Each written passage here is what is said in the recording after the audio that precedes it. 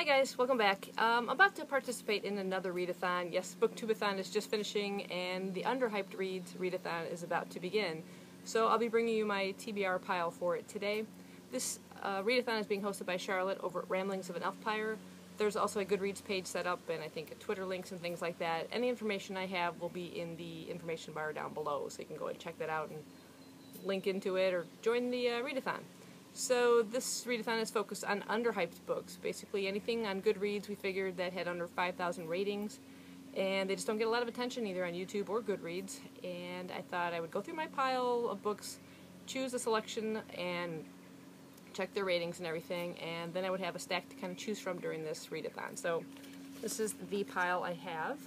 Now, since I am going back to work, I don't anticipate getting through even half of these. I'm hoping to get at least 4 books done. There's 2 that I definitely want to read, and the rest I will kind of choose based on what I'm feeling like reading at that moment. So I'm going to go ahead and get started with the pile.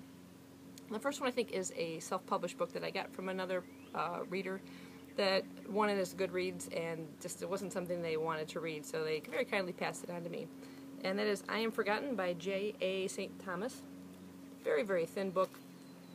This one came out in 2013. It's only had 39 ratings on Goodreads, and all I know about it is some sort of worldwide pandemic. Right away that grabs my attention and sounds really interesting, so I definitely want to be reading this one during this readathon. The next one is a manga, so this should be a fairly quick read and just intriguing.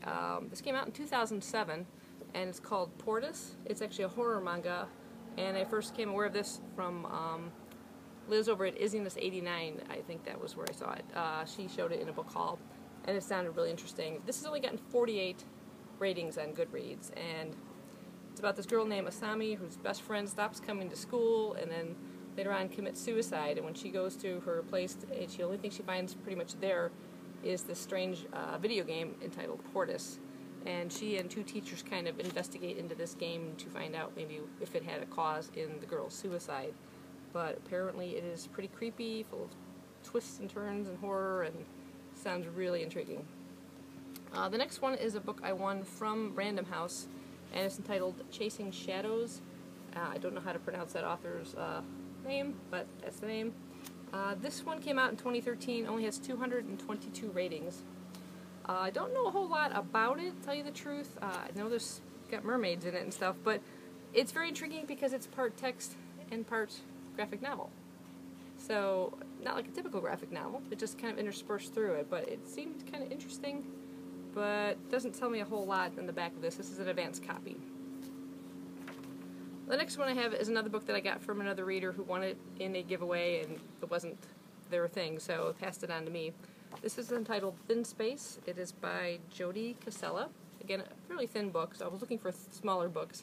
This came out in 2013, only has 345 ratings.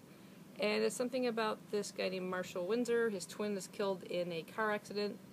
And it says something about some kind of thin space, the space between this world and the next. And somehow he manages to find this thin space and travel to the other world. I don't know if he's in search of his brother there or what's going to happen. Doesn't tell me a whole lot more than that, but it does sound slightly intriguing, so we'll see.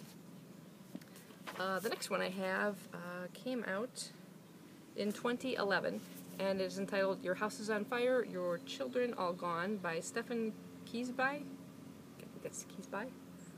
This is an adult horror, really thin book. The cool thing is, I don't know if I noticed this when I first got in the book, but when I was going through my stacks for this TBR, I pulled it off the shelf, and I noticed the light kind of caught the cover, and if I catch it just right, I can't read it now, too much light. It says, if you tell on me, you're dead. And it's like kind of in the cover and through here. That kind of creeped me out. I don't know if I saw that when I got it, but I did see it the other day, so that was really bizarre. But something about village on Devil's Moor, untouched by time, and then a grand manor house whose occupants despise the villagers, and 4 young friends, a coming-of-age story. It's thick with fear and suspicion, and the village has some very dark secrets. So it is a horror, kind of creepy. It says, Shirley Jackson meets the Twilight Zone in this riveting novel of supernatural horror. So right there, that kind of grabbed me. I just finished Shirley Jackson's The Haunting of Hill House, so if it's anything like that, I will love it. The next one is Zombie Blondes by Brian James. I've had this sitting on my shelf for a while. This one came out in 2008, only has 1,528 ratings. It sounds something like the Stepford Wives meets cheerleaders or something. This person moves into a small town. It's a pretty empty town, but what she does notice is that all the girls on the popular cheerleading squad seem to look alike. They're nearly identical, all blonde, all beautiful, all deathly pale. Well, possibly zombies. I don't know. I've heard some mixed reviews on this, but it has been sitting on my shelf for a while, so maybe this is a good opportunity to get to it. Then I have The Game. This is by Monica Hughes. Came out in 1991, only has 1,547 ratings. And it's sort of a virtual reality game that experience where it's a challenge to survive, and I guess it says the lines between reality and fantasy start to fade, so you're almost like stuck in this for real. And yeah, sounds pretty good. It's set in the year 2154, so a future, pretty thin book. We'll see. Then I have a middle grade book. It's Nancy Springer's an Enola Holmes mystery. This is number 4 in the series, called The Case of the Peculiar Pink Fan. And it's just a delightful series. It'll be a quick read. I've read the other ones. It's about Sherlock Holmes' younger sister, and she's really brilliant, really great character, and it's a very well-written series, so I'd love to get through that one. Then for another kind of lighter read, I have a graphic novel called Mercury. I picked this up at a library sale. It's by Hope Larson.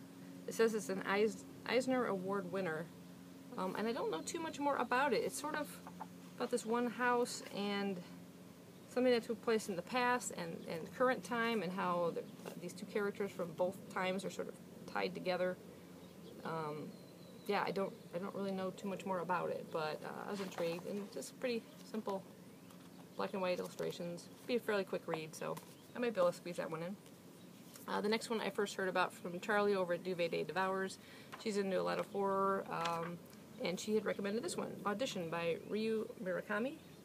Again, a very thin book. Don't know too much more about this other than this documentary maker. His wife died 7 years ago, and his sons kind of try to convince him to, remarry, to go out there and look for a new wife. So they fake these auditions for something to get people to come and audition for the part, you might say, of his wife. He's going to get more than he bargains for, apparently. So I love the cover. It kind of looks like a manga cover, which cracks me up. But of course it's not. It's just a novel, adult horror. And this one, Audition, I forgot to mention, came out in 2006. Only has 2,150 ratings. And the very last one I have, I've had on my shelf for a bit now. I got it, I think, also at a library sale. It came out in 2010, and it is entitled The Gardener. This is by S.A. Bodine. And it only has 2,365 ratings. Again, I don't know too much about this, but if you just read that catch line, "This greenhouse grows humans," that's enough right there. And it's a great cover. Just really creepy. It looks like they're coming up from the ground. The whole thing is just pretty simple, but that's about all I know about it, and I'm intrigued. So, yeah, from this huge stack here, I will be choosing my books for this readathon. And again, I don't know how many I'll get through, but I will do some updates throughout the week. Probably not as many as I did through BookTubeathon. Maybe 2 at tops, and then a final wrap up. So you can probably also follow me along on my Twitter, and I will do postings on there. But yep, that's the Under-Hyped Reads Readathon, and that's my TBR. Thanks for watching.